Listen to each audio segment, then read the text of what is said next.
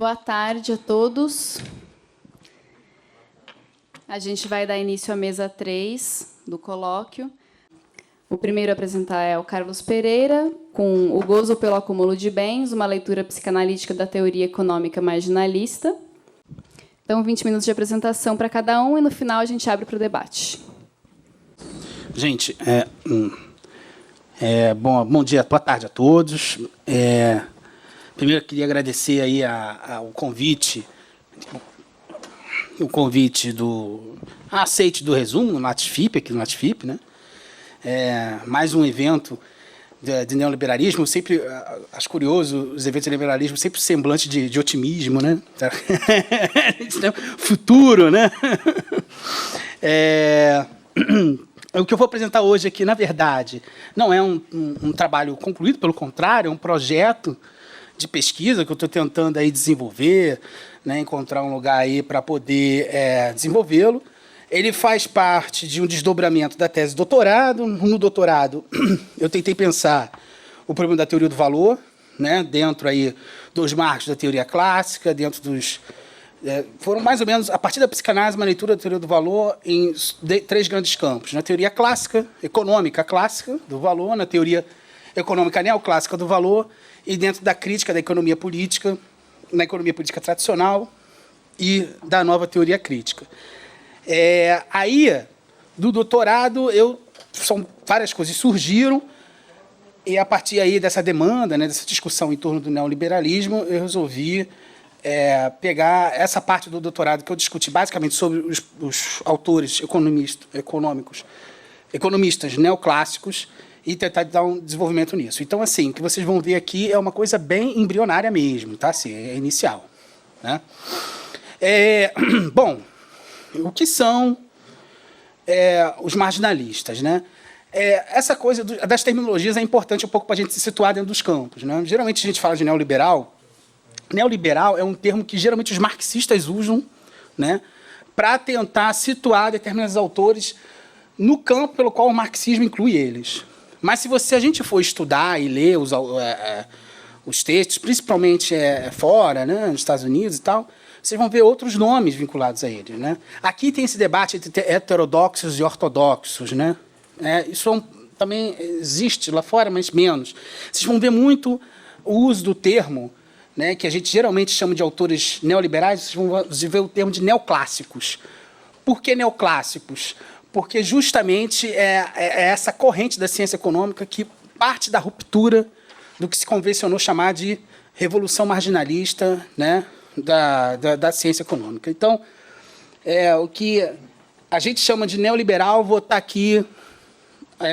considerando como se fosse sinônimo de neoclássico, digamos assim, tá?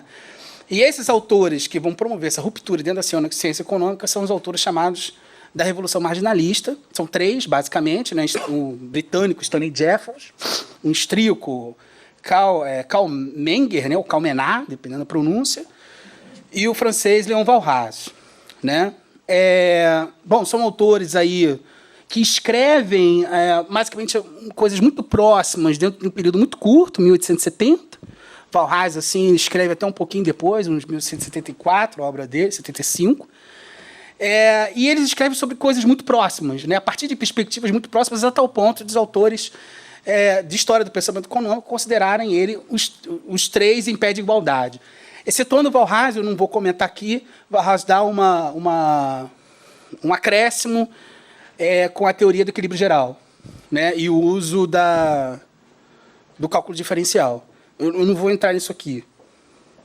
Bom, aí, por que eles são importantes? Porque eles são uma ruptura dentro da história do pensamento econômico de se pensar a economia, tá? Essa ruptura, ela vai se dar com base em alguns recursos, né, que eles vão criar. O primeiro deles é a partir da herança bentaniana, né? Isso já foi dito aqui na mesa da manhã, né, uma certa apropriação, da compreensão do sujeito econômico pautado no hedonismo radical, né, o sujeito racional, maximizador do prazer. Citar aqui, por exemplo, uma frase do Jeffers, sujeito econômico, né, para o Jeffons. Abre aspas, satisfazer ao máximo as nossas necessidades com o mínimo de esforço, obter o máximo do desejável à custa do mínimo indesejável. Ou, em outras palavras, maximizar prazer é o problema da economia. Então, ele diz isso textualmente, que é herdeiro do hedonismo bentaniano. Né? Só que, e aí tem um processo de ruptura com Bentham. Para o Jeffons e para os marginalistas, essa utilização do sujeito bentaniano, ela é a tentativa de pensar a economia aí separada da moral. Né? Se vocês olharem os textos dos economistas clássicos, vocês vão sempre ver que, de fato, a economia aparece como um problema para resolver, atrelado a um problema moral. Né? O Adam Smith assim, a rigor, você vê que as nações têm um problema moral implicado ali o tempo todo. Né? A teoria do Malthus, por exemplo, né, é uma tentativa de um problema social localizado que a economia vem para tentar solucionar esse problema social. Então, por isso que o termo utilizado durante todo o período clássico da economia é economia política. A operação que os neoclássicos fazem é de tirar todos os resquícios morais da economia e trabalhar só com o que eles chamam de economia pura.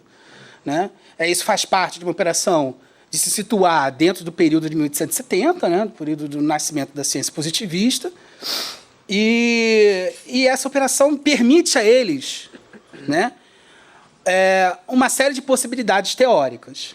Né? Uma delas é poder se distinguir dos clássicos, notadamente no ponto da teoria do valor. Né? Na teoria, no pensamento econômico clássico, a teoria do valor que predomina é a teoria do valor-trabalho. Né? Ou seja, você entende a formação de um sistema econômico a partir do trabalho. Então, o sujeito, a fábula é mais ou menos essa: o sujeito tem uma determinada necessidade, ele trabalha para produzir um produto que possa satisfazer essa necessidade. No entanto, o sujeito não tem condições, né, de produzir todos os produtos necessários para a sua subsistência, então ele tem que levar o excedente que ele produz para o mercado para pegar os outros produtos, né, e aí sim satisfazer todas as suas necessidades. Essa é a fábula do valor-trabalho clássica. Né? A fábula da teoria do valor neoclássica, né, que inaugurada pelos marginalistas, é o que se começou a chamar de teoria do valor-utilidade. Então, o que eles fazem? Né? Eles invertem o vetor de compreensão da coisa. Eles não partem do trabalho. Eles partem da troca. Eles não partem da produção. Né? Eles partem do mercado. E aí, como é que você faz isso? Você tem um conjunto de bens, né, que você precisa para você se satisfazer, né? E aí você precisa ir no mercado para ter esses bens. Ou seja, você parte dos bens para você poder satisfazer suas necessidades. E aí pouco importa se esse bem é oriundo do trabalho ou não. Eles têm uma teoria do trabalho, eles têm uma teoria do capital, né? Mas isso toda a teoria do trabalho, toda a teoria do capital deles, a teoria da renda, elas estão vinculadas às dinâmicas da troca, né? E isso eles só conseguem fazer isso. Esse só consegue já é uma hipótese minha, tá? Eles só conseguem fazer isso porque, de fato, eles já não têm os constrangimentos que a teoria do valor-trabalho clássica precisa lidar. Né? Então, quando você chega e você pergunta sobre a produção de necessidade de cada um, né, o que cada um produz, e você vai verificar na empiria o que acontece, tem pessoas que produzem e não conseguem conseguir aquilo que é para subsistência. Né? E tem outras pessoas que produzem, não somente produzem e conseguem aquilo que para subsistir, como tem um a mais. Né? Esse é um famoso problema da distribuição, que é um constrangimento para os economistas clássicos. Quando os economistas neoclássicos invertem isso, isso deixa de ser um constrangimento, porque o problema para eles não é exatamente de onde vem, de onde é feito, de onde é produzido o bem. Na verdade, é um problema, mas esse é um problema posterior. O mais importante é como que você estuda as relações de troca dentro dos bens, independente de onde esse bem foi criado. Tá?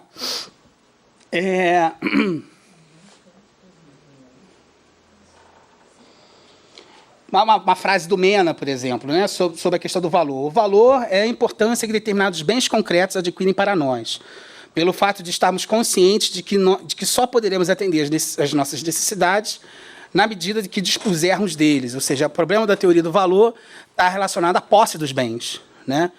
Isso é completamente diferente da teoria clássica, por exemplo, do Adam Smith, que vai tentar verificar como que um produto do trabalho, um valor que é um valor para o indivíduo que produz o trabalho, esse valor vai se dar no mercado, né?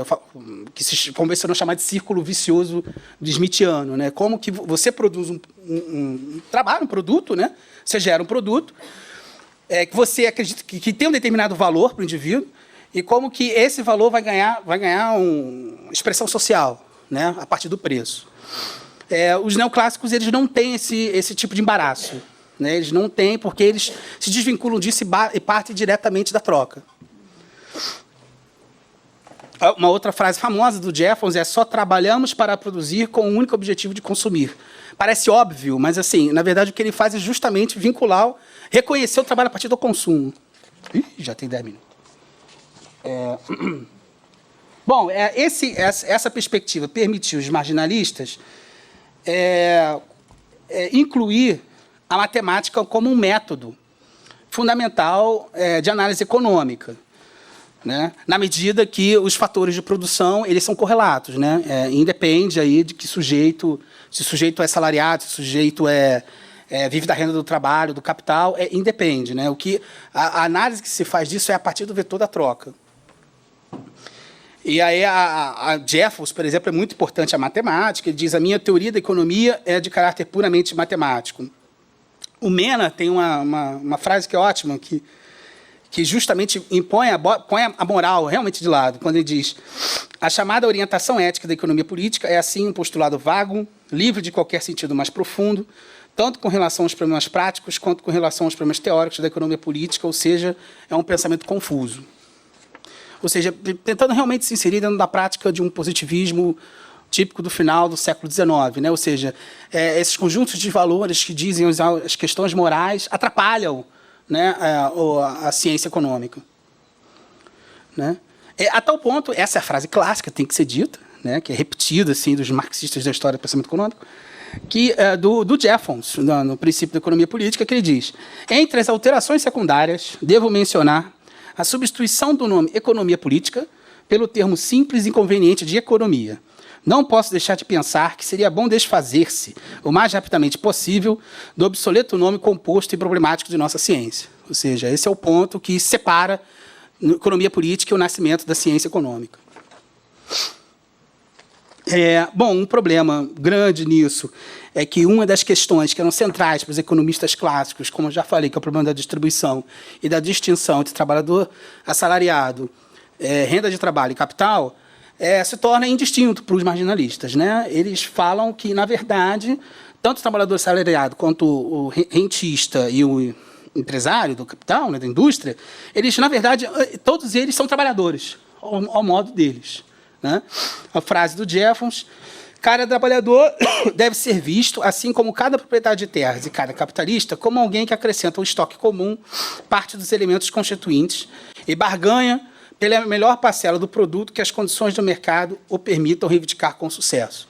Esse é um dos pontos assim que a crítica marxista mais bate, né? Isso não significa que eles não têm uma teoria da distribuição de renda, isso não significa que eles não têm uma teoria do capital. Eles têm uma teoria do capital. O livro do Jeffons são 3 capítulos sobre teoria do capital, teoria do trabalho assalariado e teoria da renda, né? Só que eles vai ler isso a partir da teoria do valor-utilidade. Bom, por que, afinal, marginalistas? E é esse um ponto central que fica, assim, essa concepção de sujeito, né, e de teoria da volatilidade fica para o mainstream econômico todo ao redor do século XX, né? E essa concepção de economia marginalista. Por que marginalista? Porque eles sacam que o problema da... Ui, tá, vou acelerar. Você tinha no pensamento clássico um paradoxo de você poder resolver a teoria do valor na relação entre o consumo e a oferta. Você já deve ter ouvido falar no paradoxo do diamante da água, né? A água é um bem extremamente precioso, mas muito baratinho, né? E o diamante é um bem muito caro, mas é absolutamente inútil, digamos assim, para a vida, né? Então, como é que isso era possível? Isso passou o pensamento clássico tentou muitas vezes responder isso. E a sacação absolutamente genial dos marginalistas foram responder isso. Você só pode entender isso se você entender o consumo no tempo. Ou seja, eles introduzem o problema do tempo no consumo. Essa questão do tempo ela vai ser trabalhada por um outro autor logo depois dos marginalistas, que se chama Alfred Marshall, que é a grande contribuição dele para a história econômica. E como é que entra o problema do tempo? Entra com a ideia de que os sujeitos, que os indivíduos, eles têm a previdência, né? A previdência no sentido mais dicionário mesmo, ou seja, você se preparar para o futuro, do qual você não vai ter mais condições de criar a sua própria subsistência, ou seja, digamos, a sua aposentadoria. Então, os indivíduos eles são naturalmente dispostos a cuidar da sua aposentadoria, ou seja, preocupados com a sua previdência. Então, por isso, eles sempre estão preocupados em estocar bens, né, de diminuir essas incertezas em relação ao seu futuro. Por isso a margem, né, que a economia ela giraria em torno da busca dos indivíduos em construir um estoque de bens à margem do seu próprio consumo. E o valor ele estaria justamente relacionado à quantidade de bens que um produto tem. Então, o paradoxo do vinho do vinho, mole, cato falho, da água e do diamante, é que justamente a água, não seria mal, a água, ela é muito barata, apesar de ser muito útil, ela é muito barata, por quê? Porque o estoque de bens dela é ilimitado, né? Não é por acaso que está todo mundo de olho aí que a água fique escassa um dia, porque tu imagina se um dia a água ficar escassa, o valor que ela vai ter. Né? Já tem hoje, né? Então, ela tem um valor barato porque ela tem um estoque de bens muito grande, abundante. E o diamante é caro porque ele é raro. Né? Então, eles introduzem isso. Isso é um salto enorme dentro do pensamento econômico, uma genialidade, assim, a forma como eles desenvolvem, sacam isso, principalmente o Walras. E aí, a partir daí, toda a ciência econômica vai se desdobrar para tentar pensar, e isso é um problema humano, tá? Humanista. Os caras estão querendo resolver o problema da escassez humana. Fala assim, olha, então a gente tem que garantir um sistema econômico que produza o excesso suficiente para que as pessoas possam resolver seu problema de incerteza em relação ao futuro. Então a economia, vou repetir, a economia tem que ter um desenvolvimento econômico de tal maneira que a gente possa produzir um excesso que seja capaz de garantir, de diminuir as incertezas referentes ao nosso futuro. Né? Ou seja, inclui o problema do excesso, né, no sistema econômico. Bom, tinham várias outras coisas para falar, eu vou pular, porque eu acho que são as duas questões principais. Quais são as minhas 4 hipóteses de pesquisa, assim, a partir da psicanálise, né? A primeira é pensar o problema da ética relacionada à concepção de sujeito que está em jogo dentro da psicanálise e dentro do pensamento marginalista, né? O sujeito, essa coisa do sujeito consciente, né? Responsável de si, né? Pensando sobre sua previdência, né? E o sujeito do inconsciente freudiano, né? que suporta, inclusive, eliminar a própria vida para a realização de um desejo. Uma terceira, esse é uma hipótese de trabalho que tem que ser pensada, né? Tem que ser estudada. Uma segunda hipótese é perguntar pelo estatuto de real, no estatuto do real, na teoria do valor-utilidade. Então, se vocês pensarem o que acontecia na teoria clássica, você tinha necessidade que empurrava o sujeito para o trabalho, né? E aí a demanda aparecia depois no mercado, né? Na troca entre os bens. Quando a teoria neoclássica inverte, né?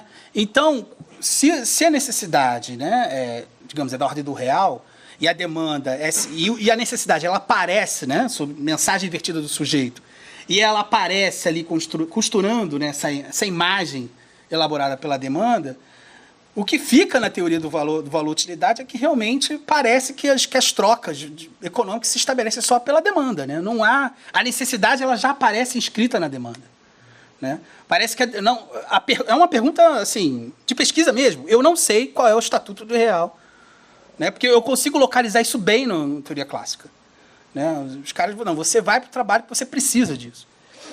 A teoria neoclássica não parte desse pressuposto. Então, você tem que fazer essa pergunta para verificar qual é o estatuto real da teoria do valor-utilidade, na teoria do valor-utilidade. A terceira hipótese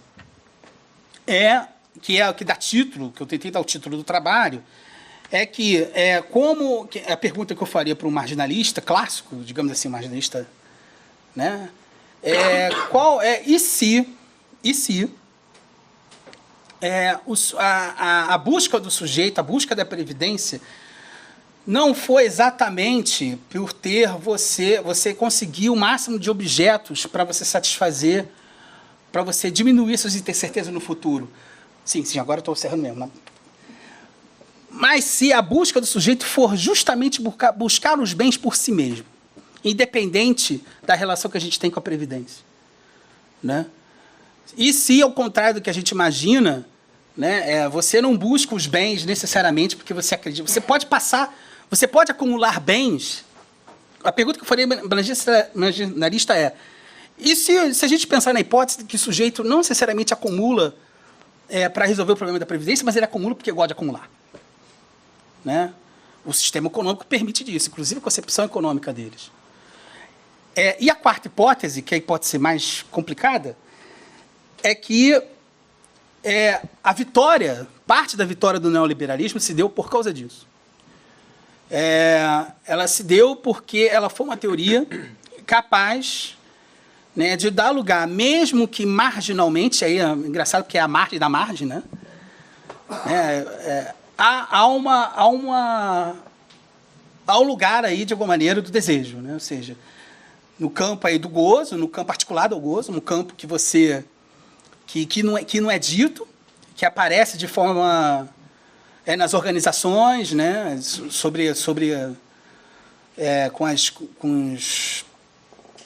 Com os assédios, né? com as distribuições de poder que há dentro das organizações, né? Ou seja, você necessariamente... Será que o estoque de bens ela é alguma coisa que simplesmente favorece o indivíduo ou favorece o indivíduo também na relação com os outros indivíduos? Né? Ou seja, eu acumulo bens, é só para mim mesmo, ou será que no ato de acumular bens também está a imagem que o outro tem de mim mesmo? Né? Essa é a quarta hipótese aí que eu estou tentando aí, que eu quero tentar desenvolver, provavelmente vão aparecer outros. Foi 22, foi super disciplinado, nem pareceu eu. Assim. Vocês desculpem assim, porque foi relâmpago, mas...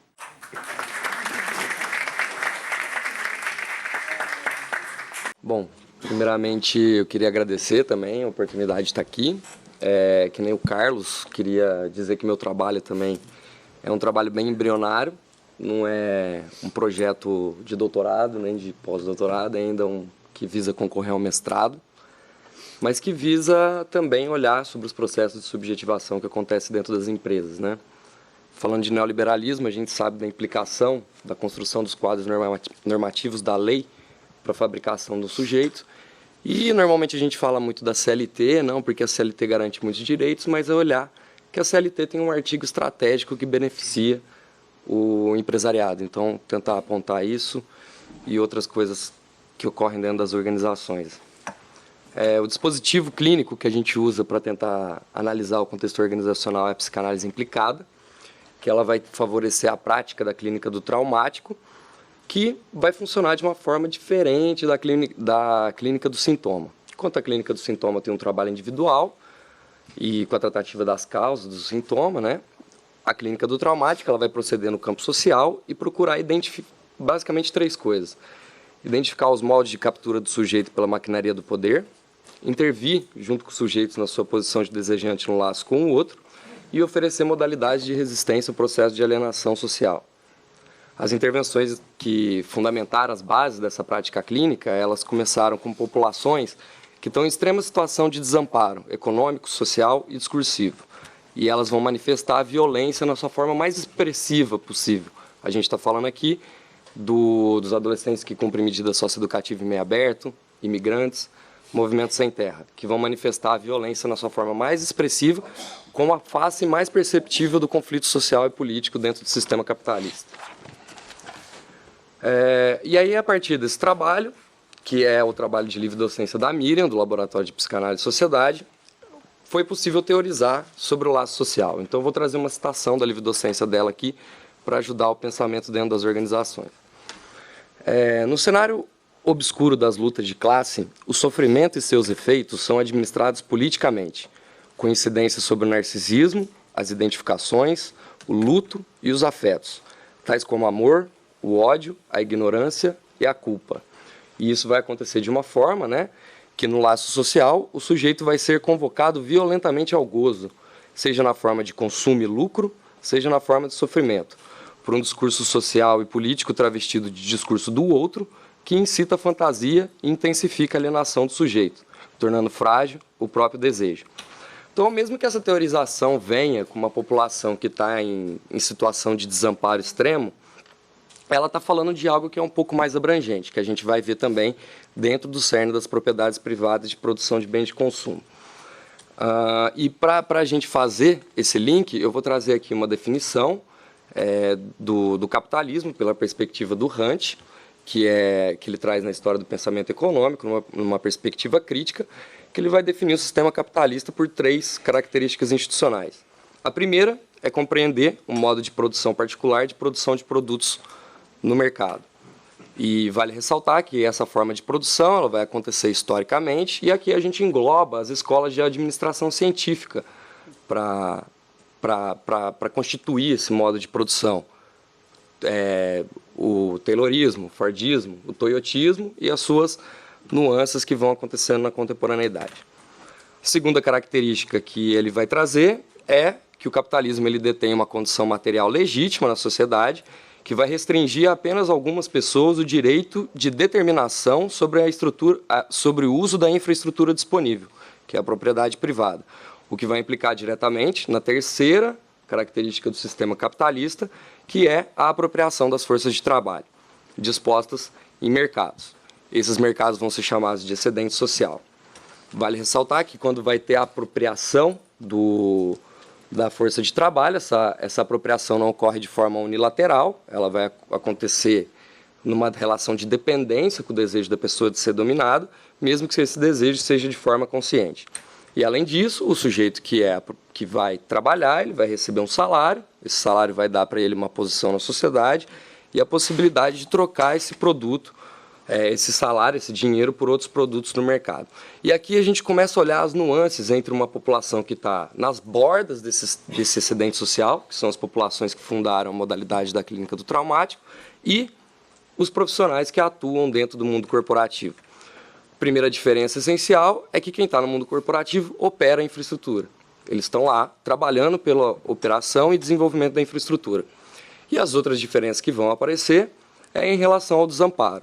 Os profissionais que estão no mundo corporativo, eles não vivem uma situação de desamparo social. A gente ouve falar muito do networking, isso vai dar um respaldo, um acesso material legítimo na sociedade de contato com outras pessoas dentro da rede que eles vão fazer lá dentro. O desamparo econômico é uma questão que não é realidade deles, porque eles têm uma remuneração, muitas vezes bem alta, e o desamparo discursivo também não é realidade deles, porque eles vão ser imersos numa linguagem. E quando a gente para pensar essa linguagem que eles acessam, que eles vivem, vai ser uma linguagem configurada por significantes rígidos, que a gente vai entender daqui a pouco como é que isso se dá. E eles vão ter a dignidade material da vida. E quando a gente para pensar a lógica que vai circunscrever esse contexto do mercado, a gente aponta como a lógica fálica do laço social. Uma lógica que vai priorizar algumas formas de alienação, que vai implicar diretamente nas ações de reconhecimento dos indivíduos entre si e na forma que o indivíduo vai se fazer fálico dentro da sociedade.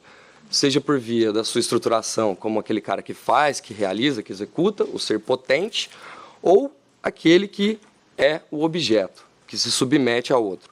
E aí, quando a gente para pensar na posição de objeto, a gente pensa muito na lógica do capital, porque a relação de submissão ela vai ser algo muito amplamente vista dentro das estruturas hierárquicas dentro das empresas.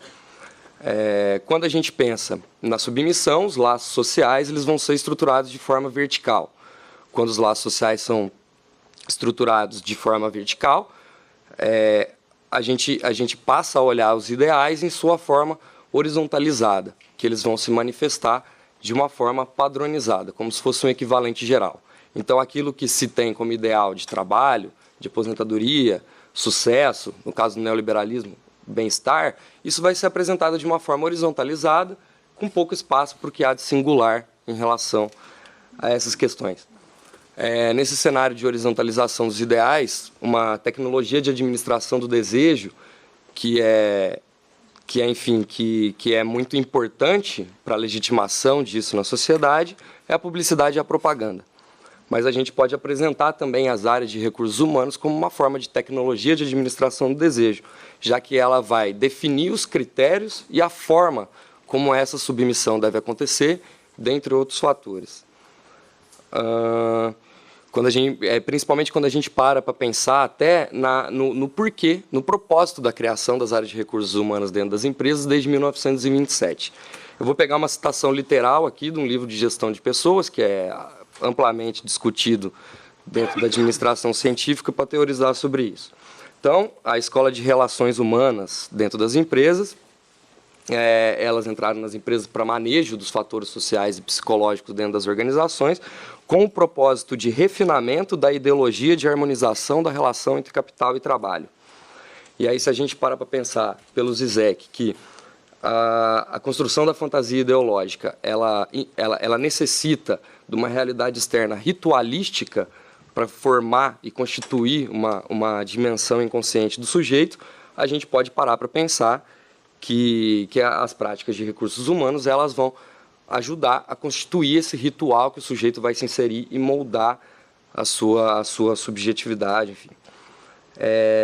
Além disso, desculpa. Okay. Além disso, quando a gente para pensar também que o propósito da produção e do consumo é o lucro do acionista, a gente pode pensar que esse lucro do acionista é o gozo do empresariado e que as práticas de recursos humanos vão instrumentalizar esse gozo. E de que forma que eles vão fazer isso? Eu vou citar aqui 3 subsistemas de recursos humanos. Então, o primeiro que eu vou falar aqui é sobre o cargos e salários. Esse a psicologia não está tão inserida, ela vai aparecer mais nos outros 2, mas começando a pensar sobre cargos e salários. Eles vão sistematizar as hierarquias organizacionais, vão definir os critérios, as posições de submissão e os seus respectivos valores de remuneração e acesso a benefícios sociais, e vão configurar um terreno prático para a manifestação da violência própria desse contexto, que é o assédio moral. Quando a gente pensa o assédio moral, ele não vai aparecer de uma forma tão expressiva, que nem no extremo do excedente social, ele vai ganhar uma certa sutileza na sua manifestação. E aí, quando a gente para pensar na hierarquia, o sujeito, quando ele está dentro da organização, ele normalmente tem uma ambição de ser promovido. E aí, quando a gente pensa o que é necessário para o sujeito ser promovido dentro de uma empresa, ele precisa passar a reproduzir o discurso empresarial, ou seja, e se tornar uma referência de liderança dentro desse lugar. E aqui que entra a questão da CLT que eu havia comentado, porque o artigo 62 da CLT, o que ele fala? Quando a pessoa atinge um cargo de confiança ou um cargo de gestão, ele não precisa ter um controle do tempo sobre o seu trabalho. Então, o que vai determinar a dedicação que aquele sujeito vai ter, a entrega que aquele cara vai ter para o trabalho, é a sua culpa em relação à entrega. É a preocupação que ele vai ter com aquilo que cobram dele, que demandam dele. E aí, seja o chefe, seja o cliente, etc. E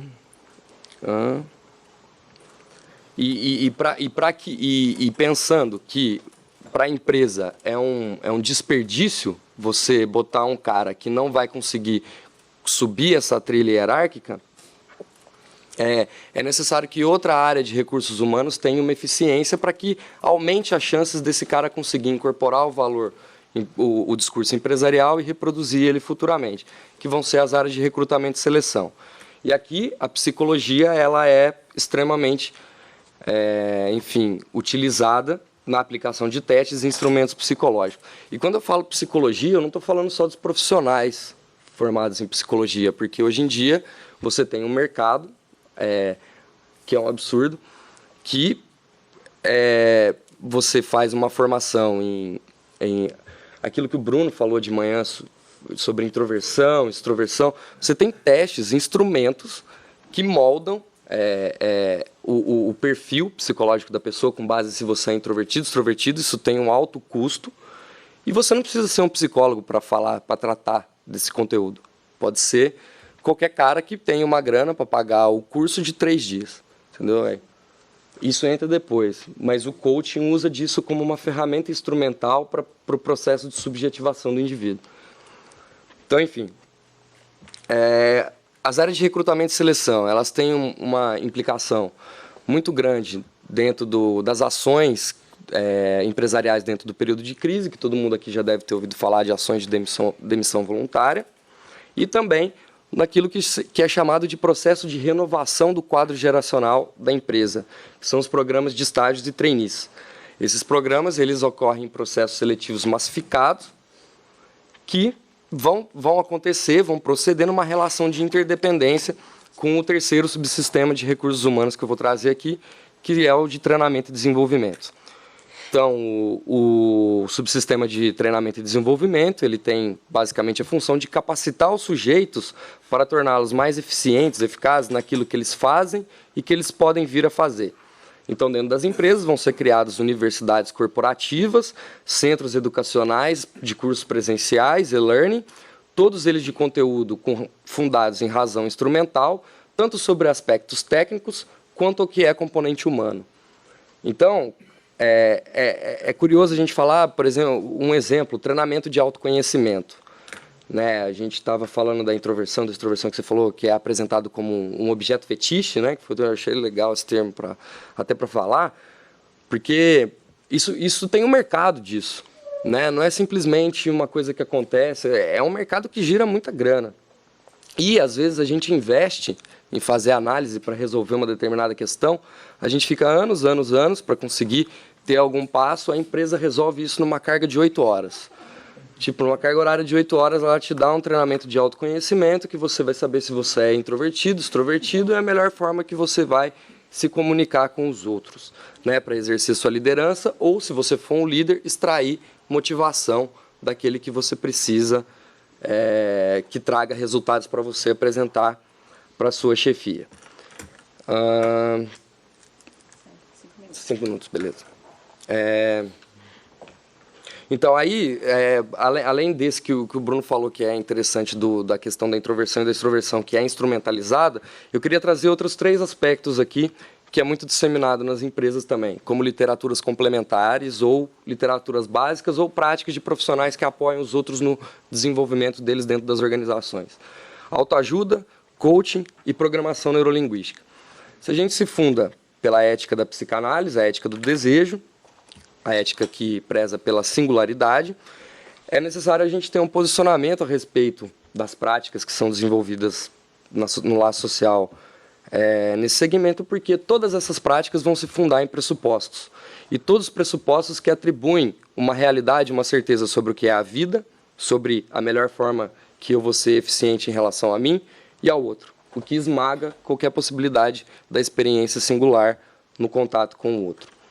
E aí, só para encerrar, se a gente parar para pensar no movimento atual, falaram de gestão também durante a manhã, na léxica de recursos humanos, da administração de recursos humanos, os humanos eles são recursos que precisam ser administrados.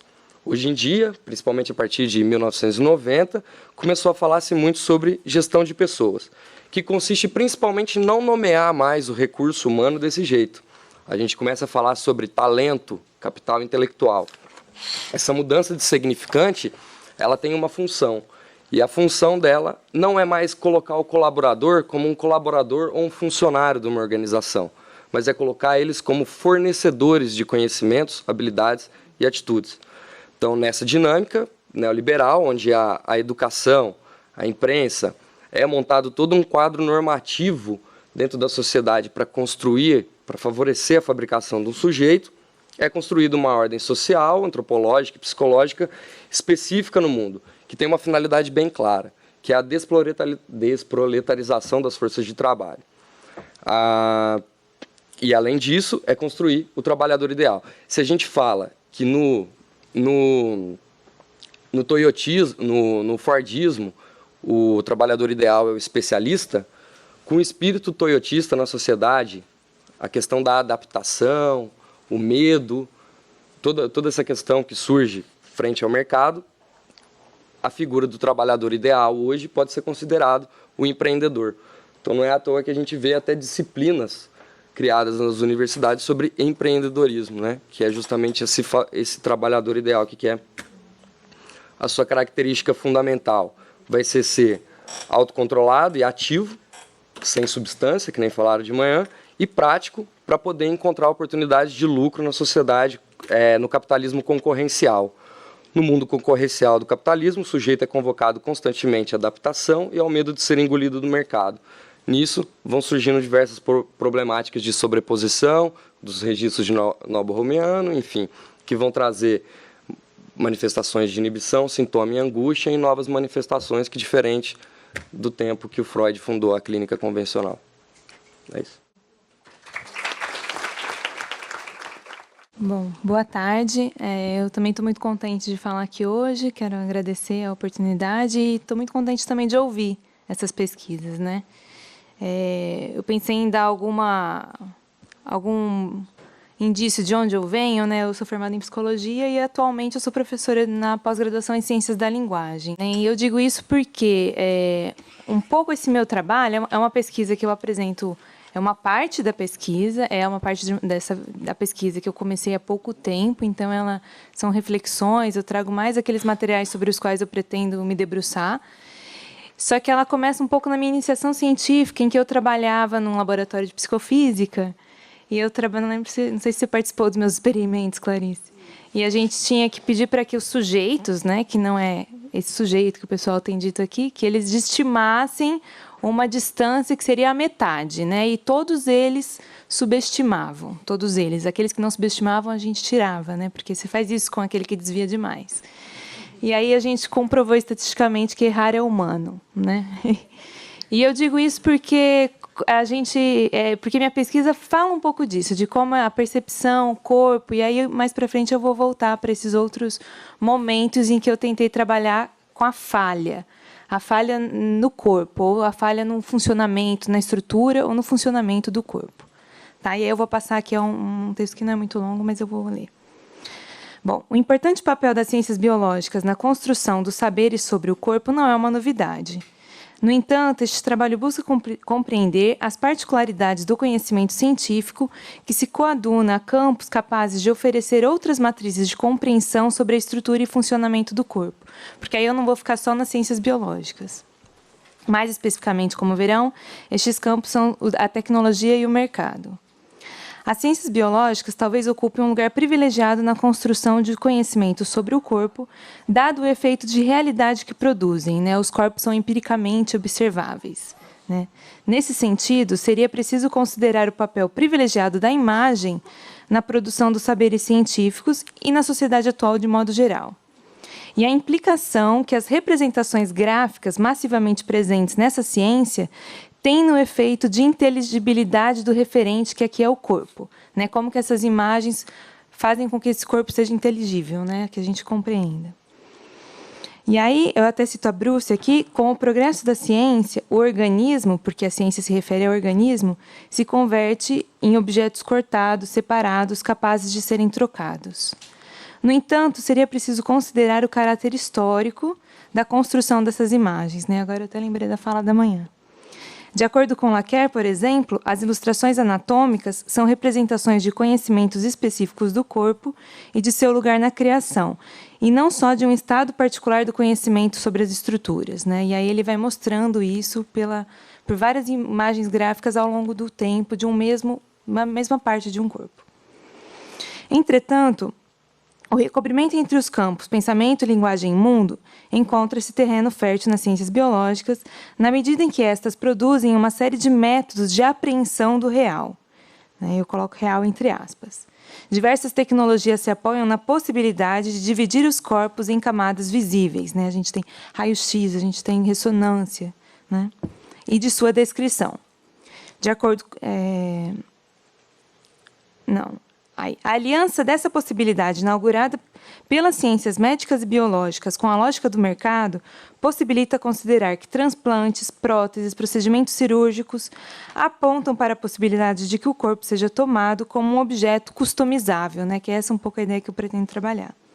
Apto a um processo de montagem que permitiria o seu melhoramento, né, que aí a gente está pensando na ética do melhoramento, né, na genética também.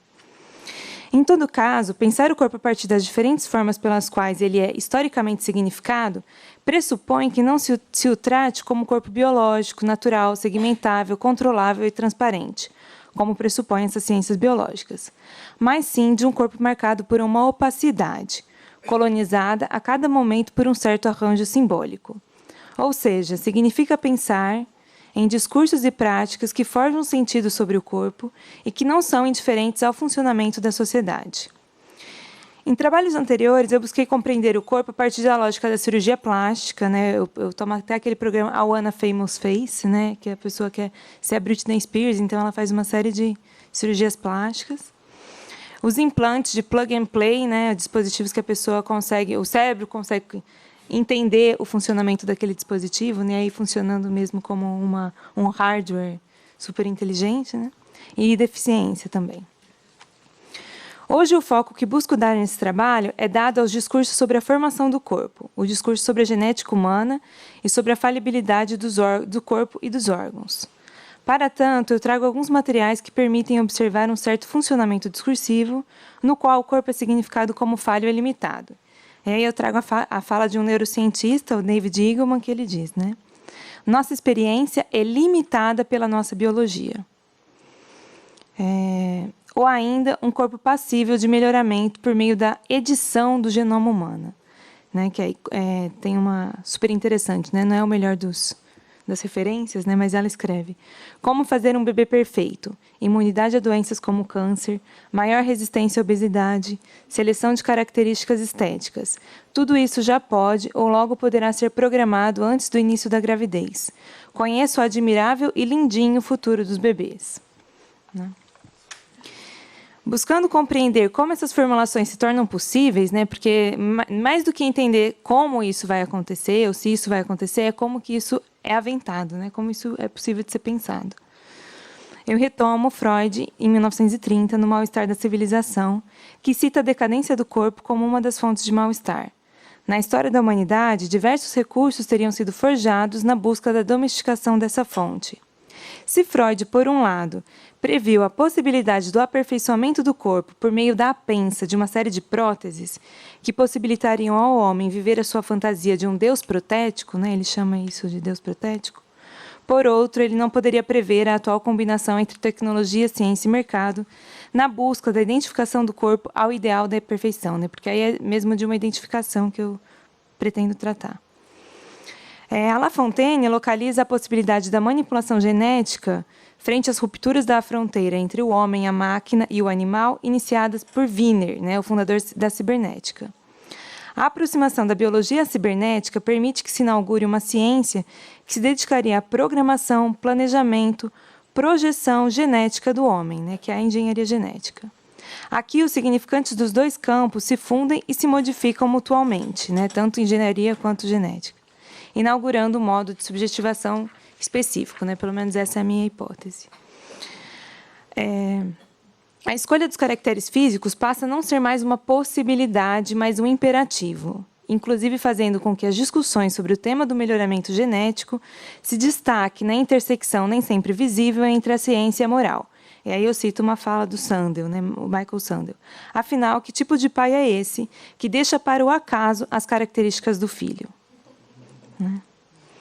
E aí eu também cito um outro enunciado, né? Conheço os bebês de laboratório, porque um dia você vai ter um. Né? E aí uma coisa bem prescritiva.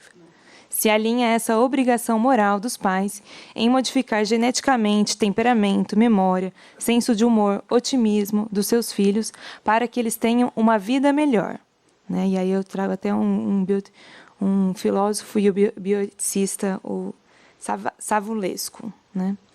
E não se trata aqui, né, vale lembrar, simplesmente de uma vida melhor no sentido da cura de um mal, mas sim de melhor que a encomenda. Né? Por meio de uma série de instrumentos técnicos, intelectuais e científicos, se torna possível não apenas curar doenças, mas sim melhorar as capacidades físicas e cognitivas. E aí eu cito Sandel de novo. Erguer-se acima da média, né? Porque é isso que também me interessa. De certa forma, se torna possível observar a oferta de determinados produtos e serviços que engendram novas formas de culpabilidade, né? E por mais que a gente não tenha essa tecnologia disponível aqui, a gente eu já ouvi algumas mães falando, será que eu congelo as células tronco do meu filho? Será que eu tenho que fazer isso? Porque senão mais para frente, se eu precisar, eu vou me sentir mal de não ter feito, né? Que é um serviço que atualmente é mais comum, né, no Brasil.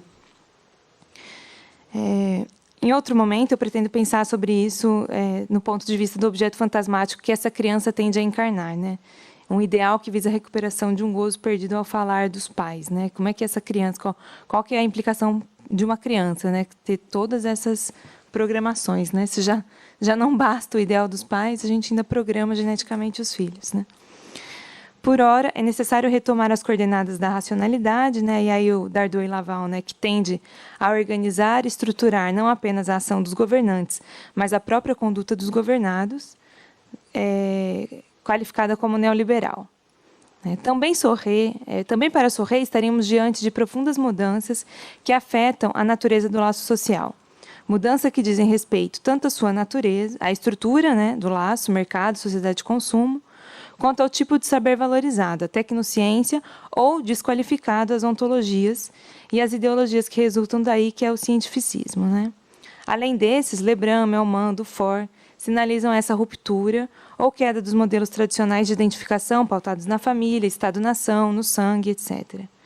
Para Dufour, né, que me interessou pensar na narrativa ecológica, né, essa da mãe natureza, é um forte candidato a reocupar as narrativas anteriores e a sua força viria da predição apocalíptica que ela traz consigo, né, da natureza.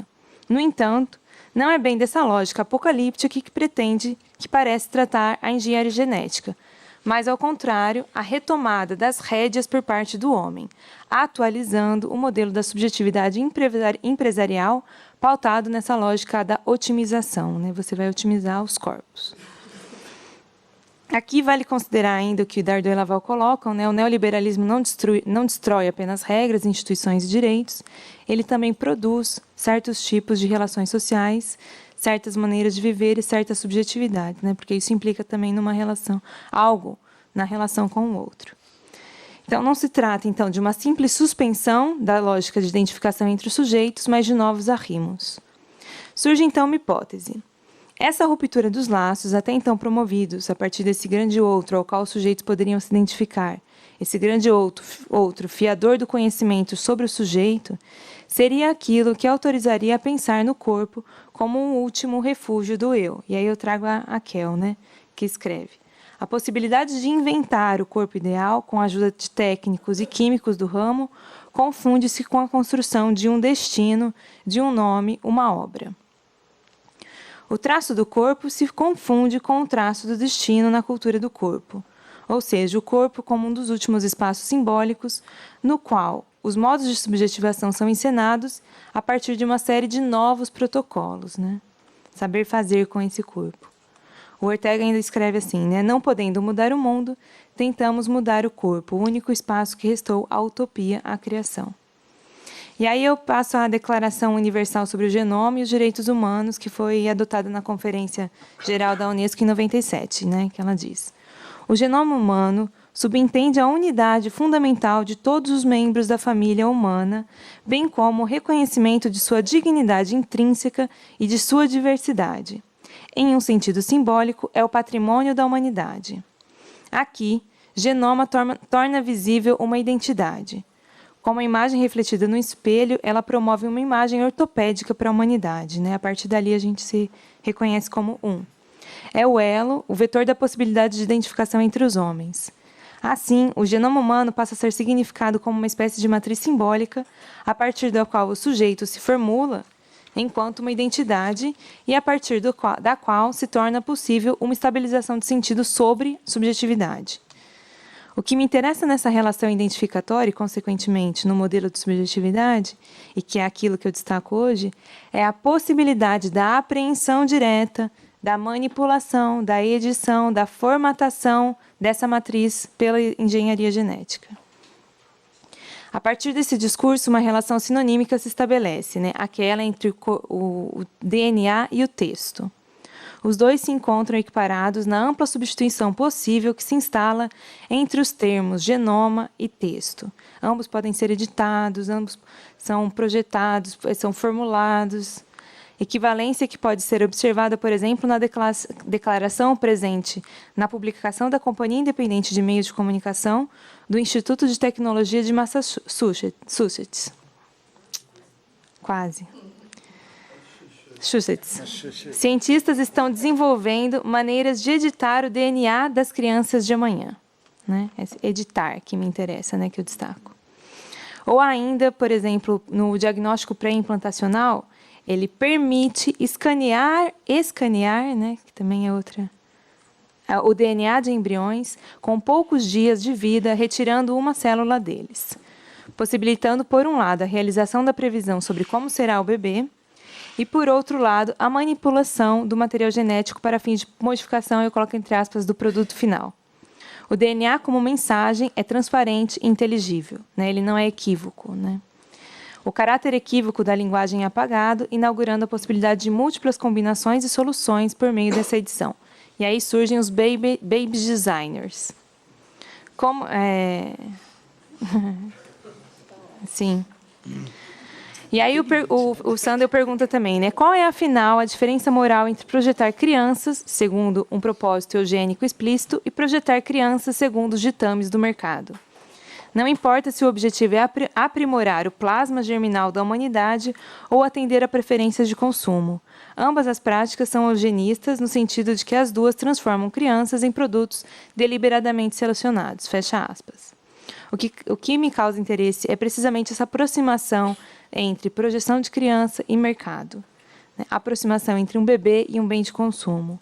Na eugenia liberal não se está mais atado aos modelos tradicionais de eugenia organizados de maneira centralizada. Né? Inclusive, ele fala de duas mães, né? Um casal de mães lésbicas surdas que queriam ter um filho surdo.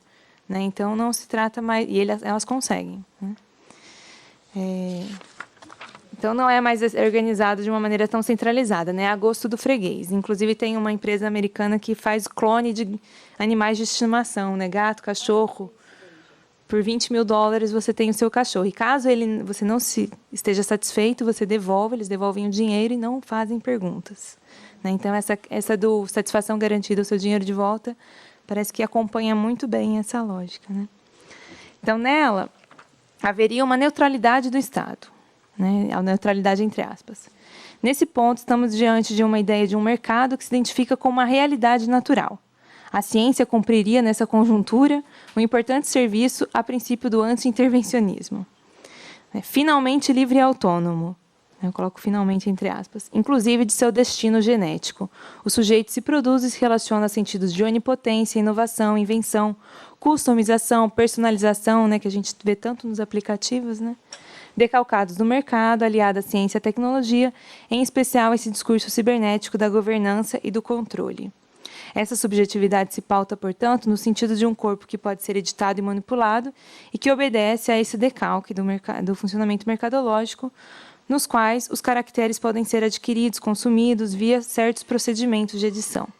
E aí eu pergunto, né, o genoma poderia então ser considerado texto fundamental, que ao contrário de textos anteriores como a Bíblia, agora, né, pode ser editado à vontade e a gosto do freguês, dando então as coordenadas de uma lógica da fabricação de sujeitos que visa a anulação da falha e o pleno sucesso. Na tentativa renovada de escapar ao destino, a edição do genoma promove um tudo é possível, que, no entanto, parece produzir um excesso de possibilidades. Eu lembro do trabalho do Tiago, né, desse mal-estar que esse paciente sente depois da cirurgia, né, de culpabilidade e insuficiência, alterando, então, o lado social que passa a se dar a partir dessas experiências. De gozo? Não sei. É isso. Obrigada.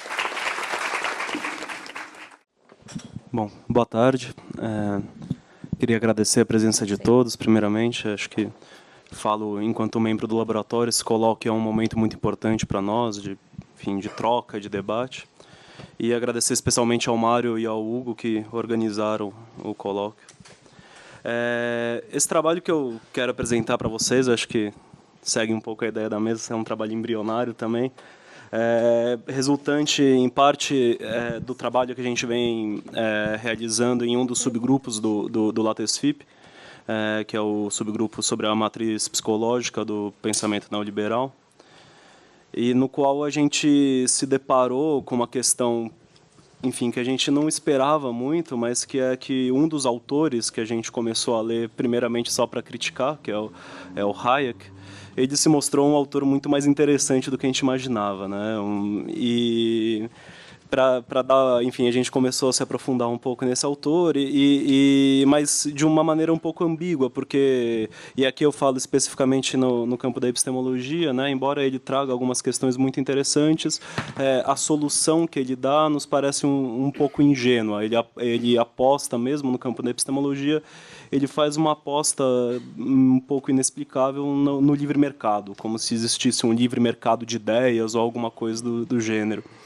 E, enfim, a gente ficou um pouco com essa questão, então o que eu tento aqui tentar dar um encaminhamento a partir de uma aproximação e também um distanciamento com outro epistemólogo, Ian Hacking, de tentar pensar onde que o negócio desanda, né? O Hayek ele vai bem até certo ponto e por que a partir de um seu outro ponto a coisa não funciona mais muito bem. Quando eu estava escrevendo o trabalho, eu me dei conta, acho que um pouco de onde vem esse meu incômodo. Vou dar um exemplo para vocês que fez bastante sentido para mim depois. Um dia eu estava conversando com um amigo meu que faz mestrado em Direito na São Francisco, orientado pela nossa querida Janaína Pascoal. E a tese dele, no mestrado, na dissertação, é de que o direito penal não deveria se encarregar de questões de racismo. Porque a ideia dele é que, num livre mercado de ideias, as ideias racistas seriam inferiores, logicamente inferiores, e por isso elas não precisariam ser punidas. Elas simplesmente deixariam de existir. Né? Oi? Mais ou menos isso. E que é um argumento de grande inspiração hayekiana, digamos. Um pouco nessa aposta que o Hayek vai fazer nesse livre mercado de ideias e tudo mais. Né? Então, acho que depois, quando eu estava retomando o trabalho para apresentar hoje, eu me dei conta dessa questão, e acho que só para situar um pouco qual que é o grande incômodo aqui que eu tento dar um destino. Né? Por que o incômodo? Né? Agora, retomando mais especificamente, porque o Hayek, de fato, enquanto epistemólogo, ele faz alguns avanços importantes. Né? Ele publica um livro em 1942, um texto, na verdade, não é exatamente um livro, que chama Cientismo e Estudo da Sociedade, no qual ele faz algumas críticas em relação ao Popper, especificamente em relação a um ponto do Popper que diz respeito ao monismo científico do Popper, o monismo metodológico do Popper. Segundo o Hayek, seria um erro acreditar que a ciência pode se comportar, né, pode funcionar metodologicamente da mesma maneira em diferentes campos, com diferentes objetos. Né? Isso aqui talvez seja repetitivo para alguns que já viram a nossa apresentação da matriz psicológica, eu vou passar rapidamente por isso. Né? O argumento do Hayek, primeiramente, ele é baseado numa ideia que na verdade é publicado depois, em 52, se eu não me engano, no Sensory Order, que é o grande livro de psicologia do Hayek e tudo mais, mas no qual ele mesmo diz que já estava escrito na década de 20 e que baseia um pouco a teoria dele, tanto em relação à economia como em relação a outras coisas, e que trabalha da seguinte maneira. Para ele, a mente humana, tem uma teoria da mente mais ou menos lá, talvez um tanto embrionária também. A mente humana ela funcionaria como um sistema de representação e organização, basicamente. Ele dá um caráter bastante importante para a palavra representação. Ele fala, olha, eu não estou aqui de maneira nenhuma trabalhando com uma ideia de realidade. A realidade em si é também uma representação, quer dizer, ele postula um distanciamento total entre pensamento e objeto, podemos dizer. E para ele a mente ela se organizaria, então ela faria justamente a organização dessas representações, e a partir disso o pensamento e tudo mais.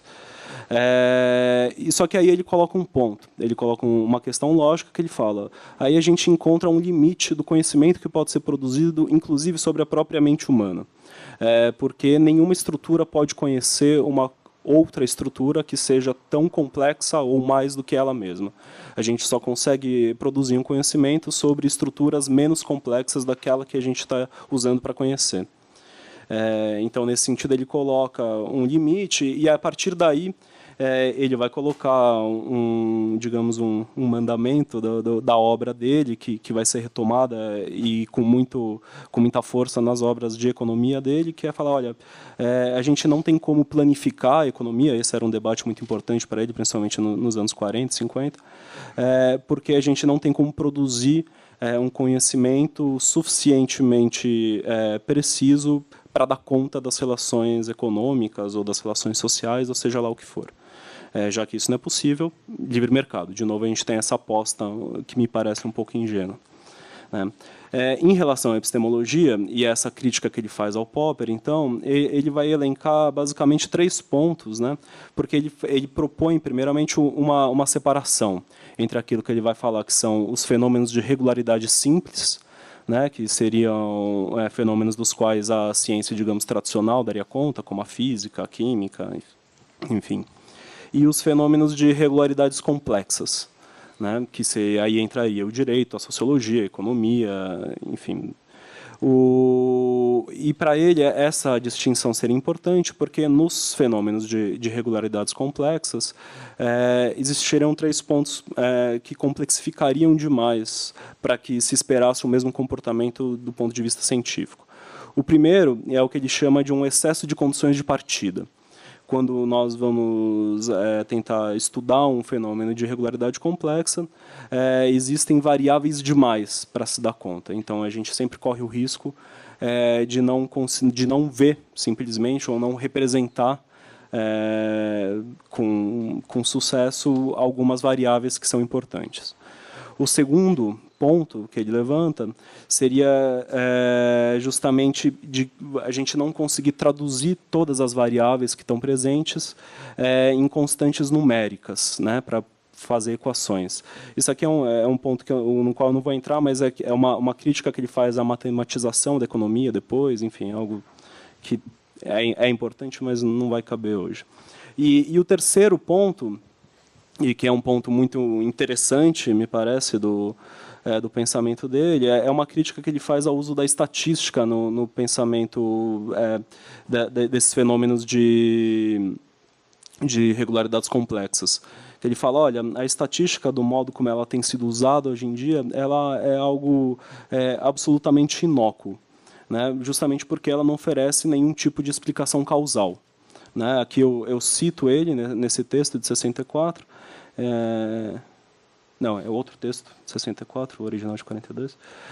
Ele diz, enquanto a estatística pode lidar com sucesso com fenômenos complexos, quando eles são elementos da população sobre os quais temos informações, de antemão, ela não pode nos dizer nada sobre a estrutura desses elementos. Ela os trata, como é comum dizer, como caixas pretas, as quais se presume que sejam do mesmo tipo, mas sobre suas características identificatórias ela não tem nada a dizer. Esse é um ponto importante, porque justamente, então, nessa crítica que ele faz ao Popper, e é importante salientar que, embora ele tivesse pontos de discordância em relação ao Popper, e o Popper tivesse pontos de discordância em relação ao Hayek, eles eram um tanto próximos, eles dialogavam bastante, enfim. E ele não abandona alguns critérios do Popper, e principalmente o critério de falsibilidade. Ele não abandona isso em nenhum momento.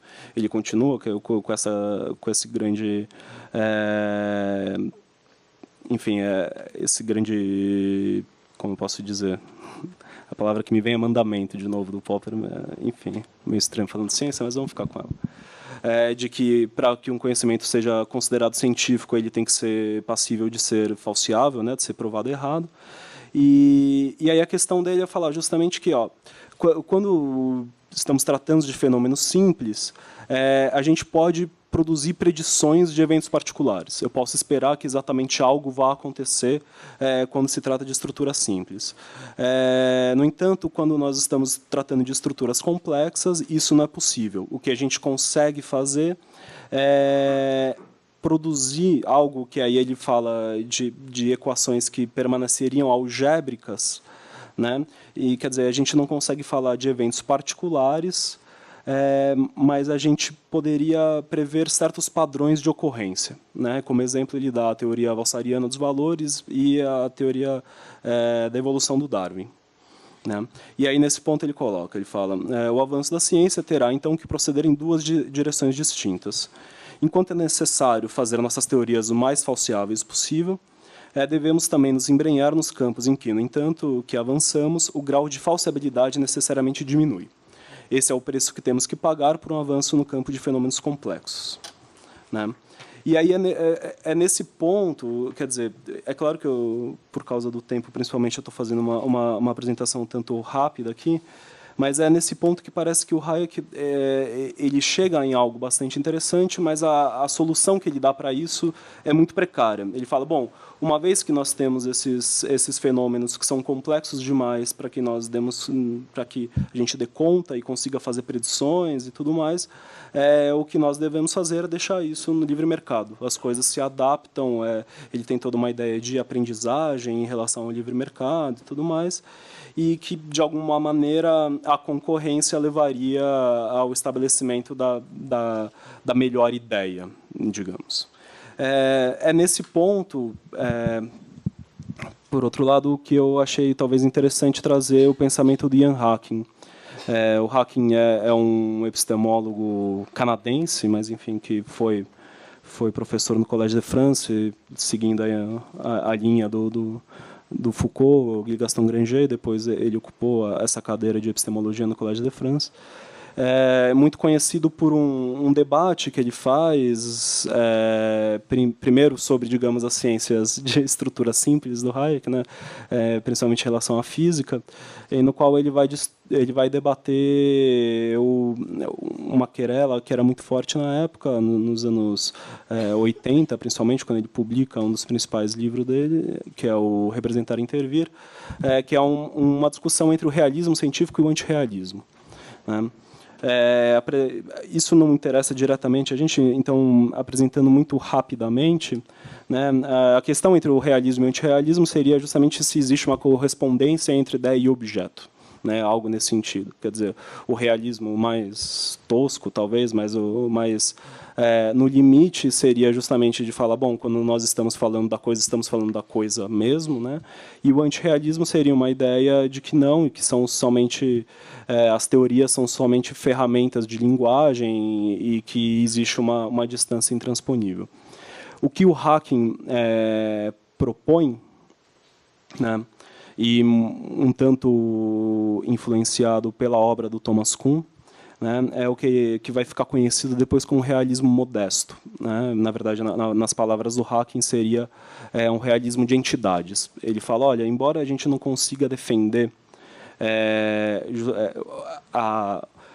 que uma teoria ela corresponde completamente à realidade, existe algo que a gente pode postular, que é quando a gente consegue manipular certas coisas num experimento, a gente pode ter certeza que se isso que a gente está manipulando produz resultados, isso existe, pelo menos, né? Então, aí vem esse termo realismo de entidades, quer dizer, ele está falando sobre que, pelo menos no pensamento científico, a gente conseguiria incidir sobre a existência ou não das coisas, né? Por que essa é uma questão importante para o Hacking, né? E justamente aí que a gente volta num ponto de aproximação dele e de distanciamento também em relação ao Hayek, né, que é sobre a questão da representação, né? O Hacking vai falar que essa questão da representação é algo que é muito importante, inclusive para o Kuhn, né? Que é algo que está presente, e não só no Kuhn, antes do Kuhn também, em outro epistemólogo que trabalhava muito com a física, que era o Heinrich Hertz. O Hertz é um cara que ele faz uma obra na qual ele apresenta 3 explicações possíveis sobre a física mecânica, né, e as 3, digamos, boas o suficiente para serem aceitas pela comunidade científica. Só que a questão do Hertz, pelo menos a interpretação que o Hacking faz disso, é que ele fica um pouco... ele fica um pouco, digamos, assustado, né, com isso que ele chega, e que o Kuhn toma isso, né, como mote na estrutura das revoluções científicas, justamente trabalhando, né, com a ideia da inexistência de qualquer critério que garanta que uma representação da realidade é melhor do que a outra, né? Aqui eu cito o Hacking falando sobre Kuhn, né? Ele fala: a escolha das representações é impulsionada pelas pressões sociais. E aqui eu destaco a palavra pressão, que eu acho que é importante. Kuhn veio nos apresentar, como fato bruto, tudo aquilo que Hertz considerava assustador demais até para ser discutido. Esse é um ponto central no modo como o Hacking defende, né, essa posição em relação à realidade. E aqui eu completo a citação dele, ele fala: acho que o debate sobre o realismo científico vem da sugestão de Kuhn e outros de que, à medida que o conhecimento cresce, de revolução em revolução, passamos a habitar mundos diferentes. Novas teorias são novas representações, e novas representações criam novos tipos de realidade. E isso se segue tão somente de meu relato a respeito da realidade como atributo da representação. Esse é um ponto que eu acho que é muito importante, porque justamente eu acho que condensa talvez o lugar onde o Hayek desanda, que é nessa ideia da representação como algo absolutamente abstrato. O que eu estou querendo dizer com isso, e que eu acho que é algo que o Hacking trabalha, é que é justamente que, embora você não tenha uma relação de total concordância entre a representação e o objeto, a ideia do Hacking é que existe um ponto de indistinção entre essas duas coisas, e não de separação total. E que, ao representar, na verdade, o que a gente está fazendo é mudar aquele objeto que está sendo representado. E a mesma coisa quando se faz uma intervenção. Esse é o nome do livro do Hacking que eu estou trabalhando aqui, Representar e Intervir. E eu vou trazer aqui, enfim, pelo menos para fechar no tempo, uma outra citação do Hacking que ele fala. Diz que a ciência tem 2 objetivos, teoria e experimento. As teorias tentam dizer como o mundo é. Os experimentos e a tecnologia subsequente mudam o mundo. Nós representamos e nós intervimos. Nós representamos de modo a intervir, intervimos de modo a representar. A maior parte do debate a respeito do realismo científico na atualidade se dá em termos de teoria, representação e verdade. As discussões são esclarecedoras, mas não são decisivas. Isso se deve principalmente ao fato de estarem infectadas com a metafísica intratável. Suspeito que não possa haver argumento final a favor ou contra o realismo no nível da representação.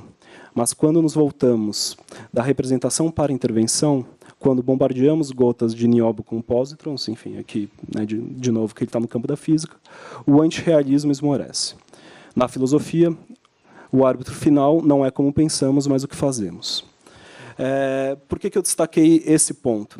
Enfim, de novo, novamente a questão, acho que o tempo é muito curto, talvez a gente possa retomar isso na discussão.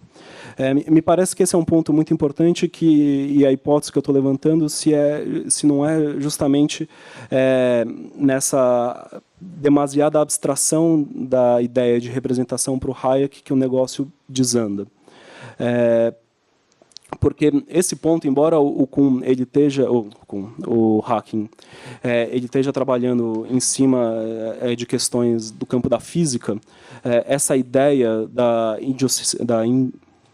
não separação entre representação e intervenção vai ser retomada depois num livro muito interessante dele, de clara influência Foucaultiana, que chama Ontologia Histórica, e no qual ele vai tratar algumas categorias muito caras a nós, como trauma. Ele trata a questão do uso das estatísticas na saúde mental, enfim, algumas questões nessa chave, justamente falando como aquilo que se diz sobre esses objetos não só é uma representação, como modifica o objeto sobre o qual se está falando. Me parece que inclusive essa questão é algo muito importante quando ele fala do Kuhn, falando sobre pressão social na comunidade científica, que eu acho que, de alguma maneira, reintroduz uma dimensão política nessa questão epistemológica. E acho que e aí que eu volto para a questão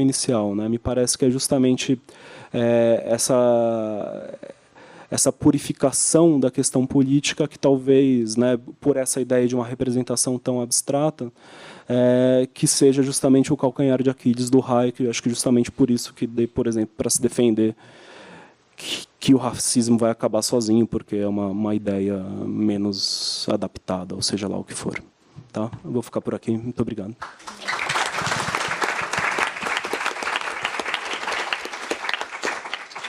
Acho que nós abrimos para questões agora, uns 15 minutinhos.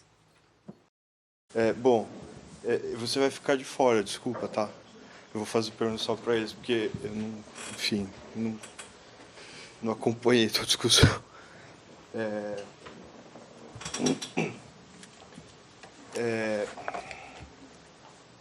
O que ele chama? Carlos, né? Então, eu ia te perguntar o seguinte, essa discussão que você, infelizmente, só falou nos 2 minutos finais, que você já tinha extrapolado, sobre o problema da acumulação e o gozo, você aí trouxe a discussão, imagino eu, um pouco com Lacan na cabeça, né? Mas aí eu te perguntaria assim, levando em conta um pouco a história da psicanálise, o conceito, pelo momento da teoria da libido, né, do desenvolvimento da libido, você tem o caráter anal, né, o caráter obsessivo, cujo ponto central, a pulsão anal e o traço retentivo, já era muito usado para pensar justamente por Reich, o Fromm, o caráter do burguês. E aí um dos traços evidentemente mais destacados por eles era a avareza, né? E essa tentativa de acumulação, né, se chamou, e é por aí. Então eu queria, não é uma crítica, é só pergunta se você já tinha pensado por aí, se dá diferença, enfim, é mais um comentário, na verdade. César. Eu tenho uma questão. Eu tenho assim uma observação assim um pouco chatinha e depois uma pergunta. Vamos então à observação pentelha. O seu conceito de desamparo eu realmente achei um tanto quanto estranho. Certamente não é o conceito psicanalítico, ainda que, enfim, você possa pensar alguns autores para discutir desamparo. Você falou em desamparo, se não me engano, da linguagem, desamparo econômico. Enfim, eu achei um pouco esquisito isso aí. Enfim, essa é a observação, né? E a pergunta é o seguinte, a dado momento você falou que assim, bom, então eu fiquei na cabeça um grande gestor, né, um cara que está assim ocupando um cargo de direção, é CEO, né, que é agora que chama, não sei, né? É o Dória, por exemplo, né? Então é o CEO de São Paulo. Então, eu não sei o que é CEO, mas eu entendi que era tipo um chefão da máfia. Mas enfim. Então, será mesmo que ele não pode sofrer desamparo se a gente pensasse com um conceito psicanalítico e não dessa forma que eu não sei como é que você está equacionando isso? Essa pergunta. E para Paula, né? Então, Paula, também é uma observação, não pentelha, mas assim é mais um comentário para saber o que você teria a dizer a respeito. Essa discussão do genoma, que é engraçado, né? Um tempinho atrás, muito se falava, né, sobre isso. Aí agora eu acho que, impressão minha, assim, nos jornais até não se fala muito na área de ciência e tal, né? Acho que isso aparecia muito com o negócio da discussão das células-tronco, né? Acho que agora deu... Mas, enfim, a observação não é essa, na verdade. Sempre quando eu vejo essa discussão, eu lembro da discussão antiga acho que é começo do século passado, né? Quando se falava da teoria da eugenia, cuja a matriz já era genética, mas uma espécie de genética pré-história da genética, o Mendel e a historinha das ervilhas, né? E aí você vai vendo, né, que sempre na humanidade você fazia essa seleção de espécies. Assim. Então, por um lado, não tem tanta novidade em você querer, né, organizar a sua prole e tudo mais, mesmo nos seres humanos. Né? Os seres humanos sempre escolheram as vacas mais leiteiras, ou enfim, os seus próprios filhos. E aí eu lembro do conto do alienista, que o seu irmão Bacamarte, ele escolhe a mulher porque ela tinha quadril largo e ela seria boa parideira, né? E que é uma teoria contemporânea da escrita do conto. E é engraçado porque, na verdade, ela é infértil. Ou seja, nem sempre essas teorias funcionam. E mais ainda assim também, nessa mesma época, você tinha... Não, depois, na verdade, bem depois. Você tinha muitos manuais para moças de família de como escolher marido. Então, se o fulano é evidentemente branco, isso nem se discute, né? Não pode ter mestiçagem, que isso daí não faz bem, né? Mas, assim, ele tem que ter bons modos, os olhos, não sei o quê. Eu me lembro de ver na Faculdade de Saúde Pública vários livrinhos desses antigos, assim. Então, ou seja, é uma teoria que teve uma... Por um lado, não tem novidade, mas tem, né, discussão das alterações do genoma e genéticas, né? Aí eu te perguntaria, então, assim, para além do comentário, assim, se você veria apenas uma espécie de acirramento dessa pulsão, assim, vamos chamar assim brincalhonamente, de alteração dos corpos e, né, dominação das possibilidades de criar ciborgues e coisas assim, né? Ou seria só um acirramento, ou se teria uma mudança mais radical, assim, com o aparecimento dessas possibilidades genéticas mais fortes, né, de intervenção. Acho que eu falei demais, mas é porque realmente... Bem, primeiro uma questão para o Carlos, que vai na mesma linha que ele colocou. Quando você fala associa gozo com acumulação de bens, me parece um pouco estranho fazer isso pensando em marginalismo e pensando em neoliberalismo, porque a acumulação de bens a gente associa a um período heróico do capitalismo, associa com ética protestante, associa, portanto, com o ideal ascético, onde, obviamente, existe algum gozo nessa ascese, nessa repressão de gozo, existe um resto de gozo aí, mas a questão é que tipo de gozo que se coloca a partir do marginalismo, né? Como você próprio colocou, o marginalismo coloca o consumo, dá prioridade ao consumo em relação à produção. Quer dizer, consumo está ligado à ideia de gasto, à ideia de despesa, para pensar em termos de Bataille, que está na origem do conceito do gozo do Lacan e tal. Né? E o consumo, inclusive, vai se aprofundar bastante do marginalismo para cá. Né? E sociedade de consumo é um termo que praticamente coincide com o neoliberalismo, quer dizer, definir a nossa sociedade como sociedade de consumo. Também o neoliberalismo coloca em evidência a questão do empreendedorismo. Né? Há um economista, que era considerado o economista preferido do Reagan, que associava o empreendedorismo a uma ideia de sacrifício, do potlatch da antropologia. Quer dizer, o empreendedor é aquele que joga tudo, que arrisca toda a sua riqueza. Né? Então, são ideias que, tanto pela linha do consumo como pela linha do empreendedorismo, a gente está num registro bastante diferente da ideia da acumulação, né, para pensar o gozo.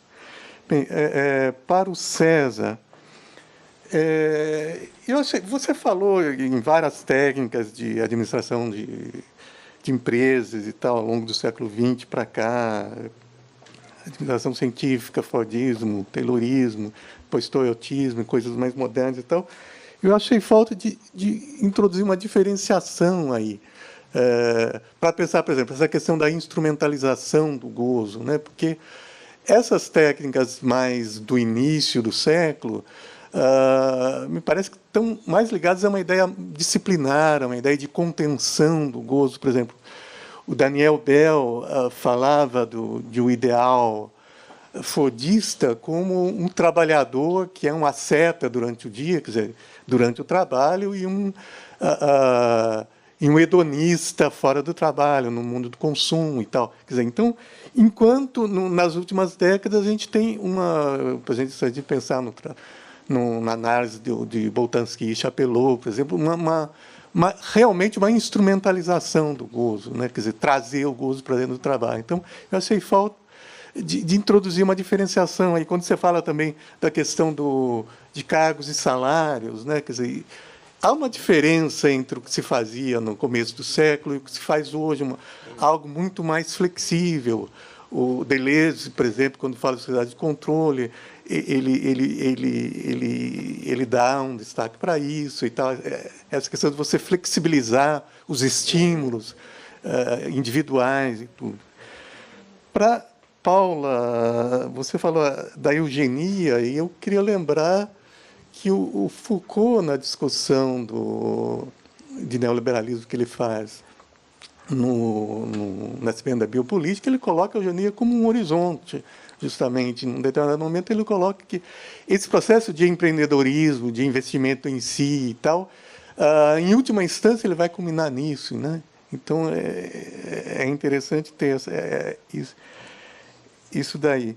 E, para o Paulo, você falou do Kuhn, né? E me ocorreu até que ponto, quando a gente pensa no Kuhn, naquele esquema que ele faz dos paradigmas, você tem um paradigma dominante e tem uma luta que vai culminar num novo paradigma e tal, até que ponto isso seria diferente da briga no mercado de ideias e tal do Hayek? Não, então, agradecer muito assim, o Júlio e o Bruno, porque, de fato, assim, acúmulo é uma palavra horrível. Vocês falaram agora, não tem nada a ver, porque acúmulo fica lembrando, confunde capitalista com tio Patinhas, né? Assim, não tem nada a ver. Quando eu pensei na palavra acúmulo, não foi nesse sentido de... Porque quando você lê os marginalistas, fica parecendo, de fato, que porque a promessa deles, né, essa é a promessa deles, é que você vai ter uma quantidade de capital suficiente para você ter, né, você conseguir diminuir essas suas incertezas, né, do seu futuro. Essa é a chave para pensar o problema que os marginalistas estão colocando. Então, você olha de imediato e fala assim, bom, então, é uma teoria, né, que visa, de alguma maneira, o acúmulo do sujeito, né, o acúmulo de bens para o sujeito, para ele poder, de bens, no caso, de bens de capital. Né? Só que, assim, não é no sentido... Eles até... Porque, na verdade, a teoria do valor-utilidade é assim, você não pode... Você tem uma... Segundo eles, você tem um limite para esse acúmulo, né? Então, vamos dar o exemplo que eles gostam de dar, pão. Né? Você come um pão, né? Você se sente saciado com 2 pães. Aí você fala, bom, então vou comprar um saco de pão em casa, para eu poder comer quando eu tiver necessidade. Só que um saco de pão dá por uma semana. Mas você fala assim, não, eu vou comprar 2 sacos de pães. Só que o segundo saco de pão, metade dele tu joga fora, porque tu não consome. Então, do ponto de vista da utilidade, o segundo saco de pão tem menos valor que o primeiro. Vocês estão entendendo? Quer dizer, o consumo, ele muda de valor conforme você vai fazendo uso do estoque. Né? Então, assim, de fato, não tem nada a ver com acúmulo. Assim, a palavra é realmente horrível. O que eu queria dizer com acúmulo é o seguinte, é que a promessa dos marginalistas, na ideia de que você vai buscar sua previdência para você poder cuidar da sua incerteza no futuro, a questão que eu estou querendo colocar é que não está inscrito na teoria marginalista a possibilidade do sujeito acumular, no caso, acumular bens, né? A palavra tem que ser acumular, mas reter capital, vamos dizer assim, né? Ter capacidade de endividamento, para usar o termo mais capitalista, e a partir dessa capacidade que ele tem de endividamento, aí sim ele poder comprar os bens que ele quiser. Mas, assim, não é acúmulo no sentido tipo Patinhas, assim. Pelo contrário, assim, o que caracteriza o capitalista é a capacidade dele de se endividar. Não é a quantidade de dinheiro que ele tem, propriamente. Né? Mas, do ponto de vista do marginalista, assim, essa possibilidade que ele tem de ele comprar, dele não ter problemas no futuro com escassez. Né? Essa é a promessa do pensamento marginalista. E a minha ideia é que, a hipótese do trabalho, que tem que tentar verificar, né, é que escapa aos marginalistas a possibilidade do sujeito não necessariamente consumir bens ou ter um estoque de bens para simplesmente poder garantir o seu futuro, mas fazer com que essa busca de estoque de bens seja uma busca em si mesma. Né? Ou seja, você ter uma quantidade de capital por ter essa quantidade de capital. Né? Essa é a terceira hipótese que eu estava tentando pensar. E ela entra na quarta hipótese, aproveitando um pouquinho para desenvolver um pouco mais, porque a ideia de que o neoliberalismo venceu a partir dos marginalistas não por aquilo que ele prometeu, né, mas justamente por aquilo que ficou não dito, né, que é justamente esse ponto que você cria uma teoria que os sujeitos vão buscar não acúmulo para sua providência, mas o acúmulo pelo próprio acúmulo, né? Eu achei para mim foi muito bom, porque da minha fala ter entrada do César, porque me ajudou a entender um pouco isso. Porque, assim, você olha os programas de treinamento, né, de empresarial e tal, e a gente fala, pô, gera um sofrimento danado, mas está lotado, né? Sempre são cheios, né? Ou seja, há uma aposta do sujeito que, de fato, ele vai ali num programa desse de treinamento e que ele vai ficar rico. Ou seja, que ele vai ter muita grana. Entende? Não é grana para você você ficar bem, não é grana para você ter uma vida confortável. Não, é muita grana. Entendeu? Quando se você essa questão principal que está lá nos marginalistas não está dita. E é nesse ponto do não dito, que já está lá nos marginalistas, e essa é a hipótese de trabalho, que percorre a história do neoliberalismo e que é sua força motriz. Né? É essa promessa de enriquecimento. E que não é dito. É dito nos jornais. Se você olhar na banca, está tudo lá, né? Fique rico em 50 segundos. Mas é essa promessa que motiva as pessoas. E o paradoxal é que, não, enfim, talvez justifique, é que as pessoas sofrem demais com isso. Né? As pessoas buscam riqueza, buscam se enriquecer, e ao mesmo tempo sofrem demais com isso. Essa seria a quarta hipótese, assim. Mas não sei se ficou claro o que eu falei, assim, mas foi ótimo dizer, porque não é... Eu ainda tenho que encontrar o significado correto para isso, porque não é acúmulo, no sentido de patinhas, assim, não é isso. Né? É sim alguma coisa que não é exatamente o sujeito ter mais bens para botar dentro do bolso, debaixo do colchão, mas ele fazer uso desse bem. Talvez tenha que pensar a questão do valor de uso disso, entendeu? E não necessariamente ficar vidrado nessa coisa da previdência e de você ter uma caixinha, né? Você fazer... Essa questão da previdência é tão importante, que as teorias, por exemplo, de desenvolvimento econômico hoje, elas partem da necessidade de poupança. Né? Não sei se vocês já viram essas discussões. O brasileiro... Volta e meia tem isso, os liberais brasileiros. O brasileiro, a gente não vai conseguir ter um desenvolvimento endógeno porque o brasileiro não tem capacidade de poupança, a gente é muito gastador. Tem essas teorias neoliberais aí, inclusive colunista da Folha, etc. Mas essa teoria, estou dizendo isso porque essa teoria de um neoliberal de hoje, ela está ancorada lá atrás. Ela começa lá com os marginalistas, com essa proposta de que a Previdência empurra a gente a produzir um estoque de bens. É isso. Acho que ficou mais escuro do que esclareceu, mas tudo bem. Eu consigo falar mais. Bruno, primeiro, obrigado pela pergunta. Na hora que eu falei sobre a questão do desamparo e da forma que eu coloquei, eu realmente falei isso aqui não soa muito bem. Que bom que você me deu a oportunidade de poder tentar trabalhar um pouco melhor isso. Quando eu me referi a desamparo social, econômico e discursivo, eu não estou falando de desamparo estrutural. Eu estou falando de uma condição de violação de direito que a população vive. Então, quando a pessoa está em uma situação de desamparo social, ela não está sendo garantida a ela o direito de convivência social e comunitária. O direito econômico é a condição material dessa pessoa, de vida daquelas populações que eu falei da psicanálise implicada, não está sendo garantida. Quando eu me referi que o empresariado eles não vivem a situação de desamparo, o desamparo associado a esses direitos. Não estou falando de desamparo estrutural, porque o desamparo, sim, enquanto estrutura, tanto da própria fundação da instituição, organização, ela vai estar associada nessa questão da nostalgia paterna também. Então, realmente foi uma forma não da melhor de me expressar. De boa? E aquilo que você falou é bem relevante isso, porque sobre poder especificar um pouco mais sobre as diversas diferenças, porque cada período que um modo de produção foi estruturado na sociedade requereu um trabalhador específico, uma disposição específica. Realmente eu não fiz a discussão. Uma coisa que eu desejo fazer na pesquisa, quando ela fosse materializar, é fazer a discussão sobre... porque é muito difícil você casar as datas quando você estuda neoliberalismo e modo de produção. Eu não sei se alguém manja disso, se alguém puder me ajudar, eu vou ficar muito agradecido. Porque, por exemplo, quando você para pensar no Fordismo, as crises do Fordismo que veio fundamentar o espírito toyotista na sociedade, 1920. Quando você pega a conceituação do empreendedor, ela já está em Schumpeter, em 1911, se eu não me engano.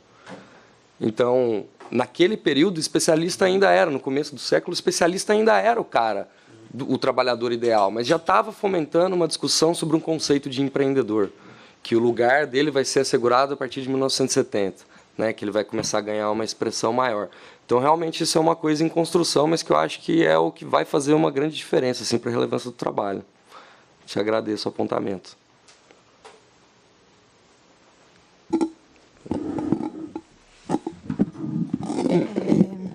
Bom, com relação a...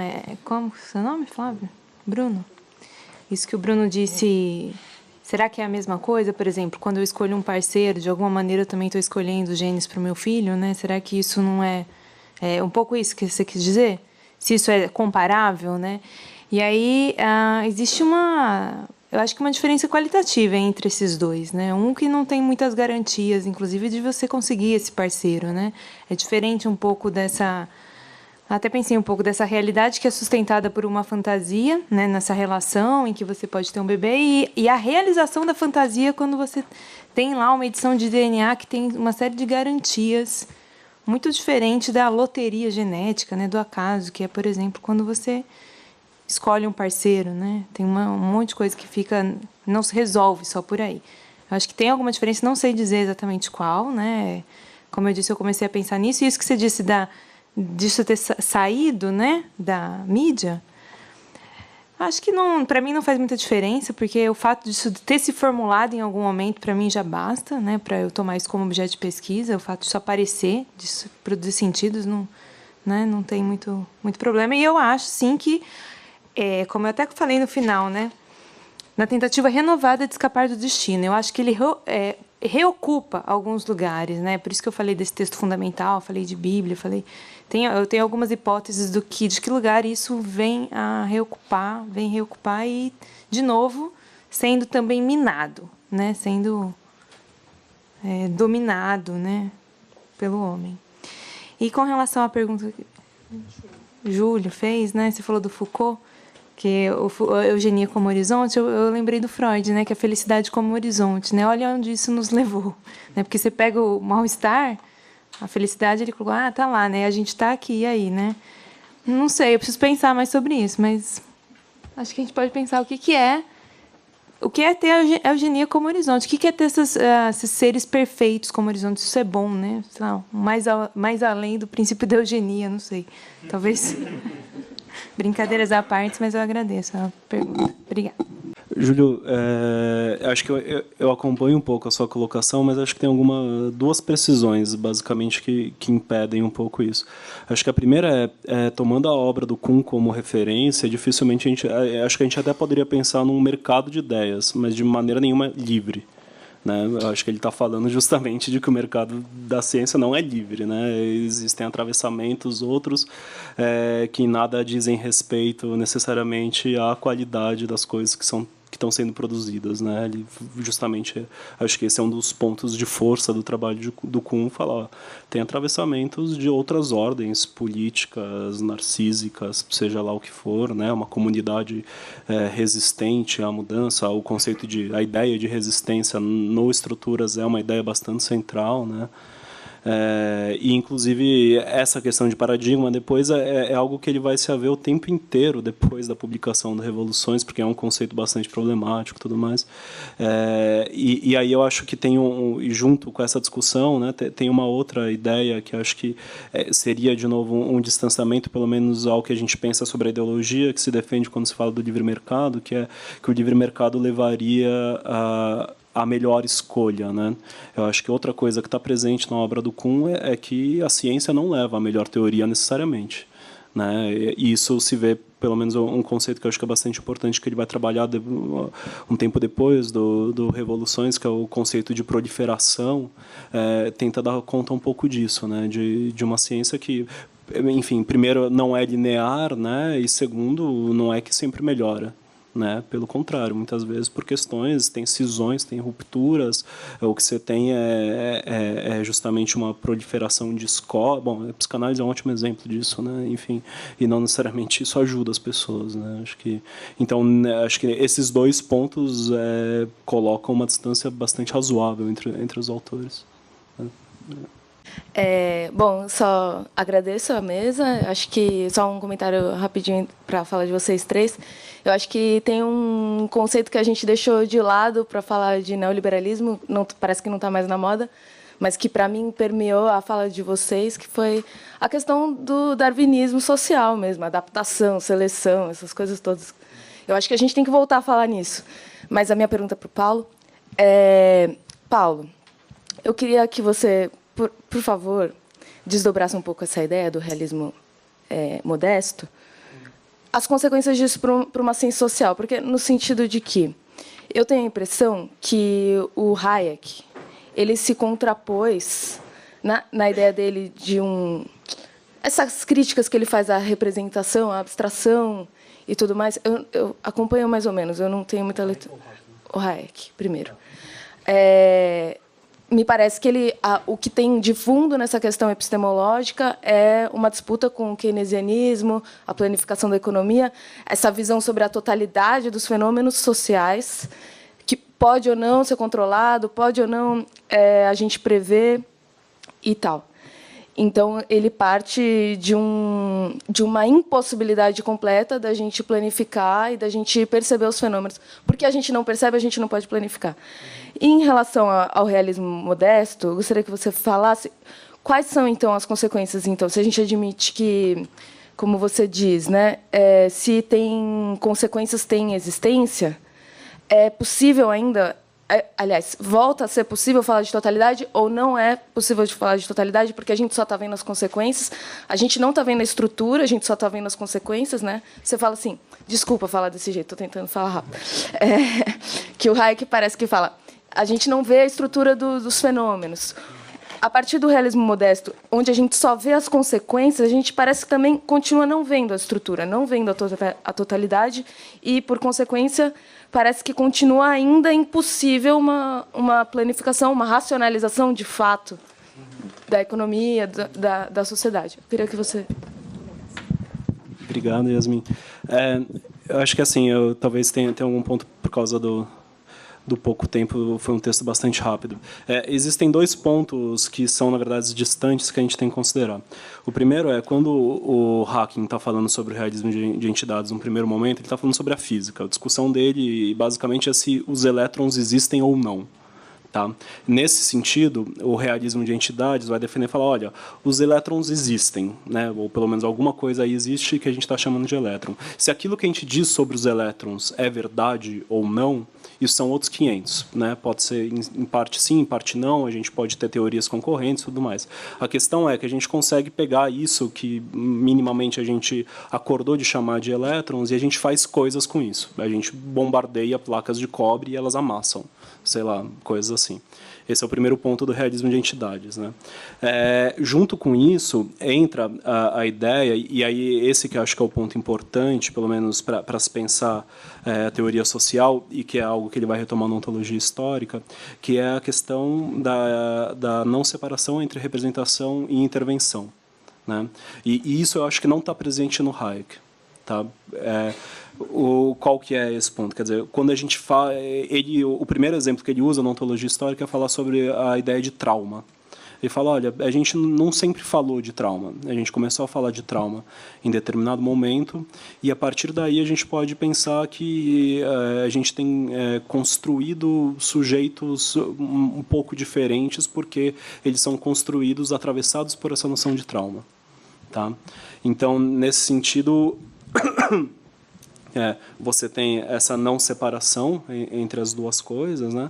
E tem algo que é muito importante, que é justamente desse efeito de retroação. Quer dizer, a gente não pode falar sobre o sujeito e acreditar que ele vai continuar sendo aquilo que a gente viu no primeiro momento. O fato da gente falar sobre isso modifica isso sobre o que a gente está falando. Entendeu?